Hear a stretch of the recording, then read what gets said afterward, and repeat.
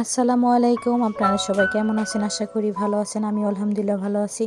আজকে আমি চিতই পিঠা আর ধনে পাতার ভর্তার একটি রেসিপি নিয়ে এসেছি। প্রথমে আমি 2 কাপ পরিমাণে চাউলের গুঁড়া দিয়ে দিলাম, সামান্য লবণ পরিমাণ মতো দিয়ে 1 কাপ পরিমাণে কুসুম গরম পানি আস্তে আস্তে দিয়ে একটি চিতই পিঠার গুঁড়া তৈরি করে নেব। এরপরে মাটির খোলায় আমি চিতই পিঠাগুলো ভেজে নেব একটি একটি করে। আমি গুলাটা অনেকক্ষণ যাবত মাখিয়ে নিয়েছি, আধা ঘন্টা যাবত।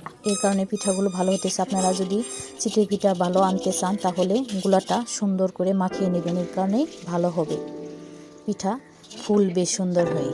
এবার আমি ধনেপাতার ভর্তাটা বানাবো। পেঁয়াজ কেটে নিয়েছি, আস্ত রসুন, কাঁচামরিচ, ধনেপাতা সবগুলোই একে একে আমি ভেজে নেব। প্রথমে রসুনগুলা ভেজে নেব, এরপরে পেঁয়াজগুলা ভেজে নেব।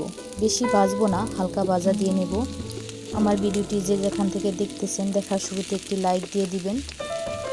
এরকম আরও নতুন নতুন ভিডিও পেতে আমার চ্যানেলটি সাবস্ক্রাইব করে রাখবেন।